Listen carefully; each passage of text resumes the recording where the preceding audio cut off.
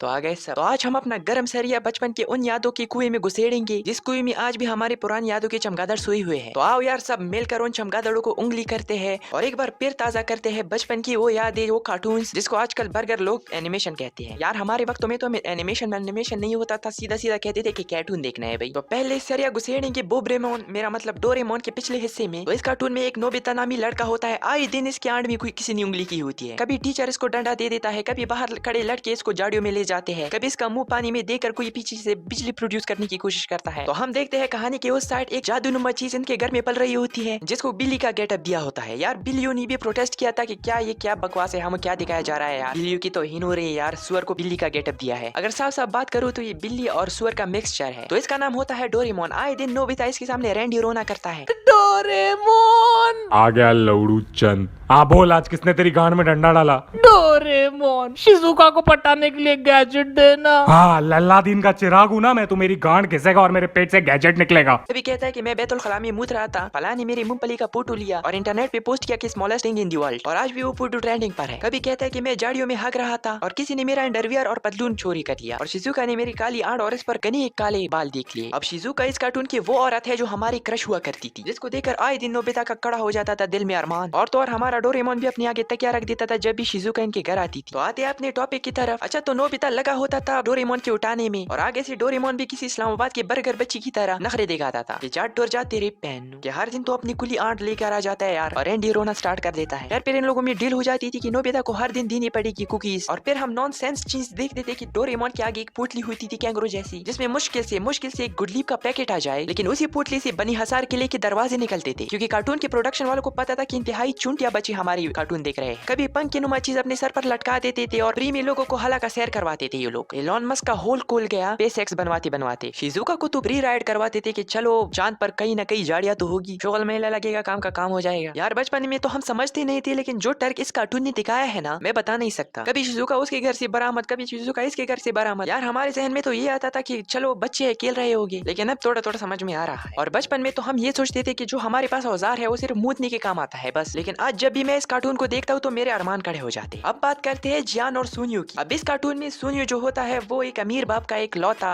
कट्टा होता है। इसके बाप ने वजन उठा कर कमाया, अब ये जियान के 2 बड़े वजन उठा रहा है। हम देखते थे कि सुनियो ने जियान के 2 बड़े बड़े वजन अपने पीठ पर उठा रखे होते थे। आए दिन ये दोनों नोबिता के लिए बैठे होते थे कि कब आए और कब अपना सुई इसमें घुसेड़ दे। हम अब अपना शरीर गर्म करते हैं छोटा भीम कार्टून के लिए। अब ये वो कार्टून था जिसको मर्दाना कमजोरी वालों ने स्पॉन्सर किया था। जब भी लड्डू खाता था तब इसकी मर्दाना कमजोरी खत्म हो जाती थी और इसमें ताकत आ जाता था। मैं तो कहता हूँ कि ये जो दीवारों पर लिखा होता है ना मर्दाना कमजोरी का इलाज, इसके साथ छोटा भीम का फोटो भी लगा होना चाहिए, क्योंकि ये वाहिद शख्स है जिसने हमें बचपन में ही इस चीज के बारे में सिखा दिया था। उस वक्त में तो हमें पता नहीं चलता था, लेकिन अब हमें पता चल गया है कि उस लड्डू में टुनटुन मोसी वाईमैक्स के डब्बे मिलाते थे। खैर एक ढोलकपुर गाँव होता था जिसमें सब लोग एक जैसे दिखते थे, मतलब प्रोडक्शन वालों ने 1% भी अजियत गवारा ना समझा, सब लोगों को एक जैसी बना दिया। खैर इस गाँव का एक राजा भी होता था जो मेरा एल का राजा होता था। साला कोई इज्जत ही नहीं दे रहा है इसको। जब भी कोई मसला खड़ा होता था सब लोग छोटा भीम को कॉल मिलाते थे कि आ जाओ, इसको कोई पूछता भी नहीं था मेरा एल का राजा। हम भी बचपन में यही सोच रहे थे कि इसका काम क्या है यार, लेकिन इसका एक चीज बड़ा कॉमन था, जब भी टेंशन खत्म हो जाता था तो ये भीम को कहता है कि भीम मदरबोर्ड मुझे तुम पर पकड़ है। बस ये डायलॉग बोलने के बाद ये फिर अपनी कुर्सी पर बैठ जाता था और अपनी पबजी खेलता था। बचपन में ये क्वेश्चन मेरा कॉमन था कि ये निवली की मुंह अलग करता क्या है इस कार्टून में। कोई भी मसला आता है तो भीम हल कर देता है, ये तो बस अपनी आंट टिकाए बैठा है कुर्सी पर, मेरा एल का राजा। लेकिन अगर बात की जाए इसकी बेटी की इंदुमती तो भी किसी से कम नहीं थी। हर दिन बाप के सामने छोटा भीम को जो लाइनें करवाती थी, आया है यार। पहले तो हम समझते नहीं थे, लेकिन अब हम समझे कि छोटा भीम जो प्ले बॉय था ना, ये इतना टर्की था इस साला। इधर चुटकी के साथ झाड़ियों में पकड़ा जाता था और उधर राजा की बेटी के साथ मुंह काला करता था। इसको 2 in 1 नहीं बल्कि 1 in 2 कहा जाता है। इनका पता नहीं चलता है कि मादा है या नर, काले जंगल में इसका घर। इन तीनों को देखकर मुझे किसी और चीज की याद आ रही है, लेकिन अगर झाड़ियों में और इसको खड़ा कर दो तो मजा आ जाए। देखा, इनका नाम है कालिया और ये 2 है इसके उठाने वाले। ये वो गरीब शख्स है, इसकी बड़ी ख्वाहिश थी कि राजा की बेटी के साथ एक डेट फिक्स हो जाए, लेकिन हमारा छोटा भीम भी बहुत बड़ा हरामी है, इससे पहले हीरो बनने का चांस ले लेता था, फिर इसको मिलता था। खैर यार ये थे हमारे कुछ प्यारे कार्टून रिव्यू, और इन कार्टून्स ने हमारा बचपन बहुत प्यारा गुजारा है और बहुत मजा आता था इनको देखने में, and specially thanks to these cartoons, क्योंकि हमारा चाइल्डहुड इन लोगों ने ही प्यारा बनाया था। सो ये थी आज की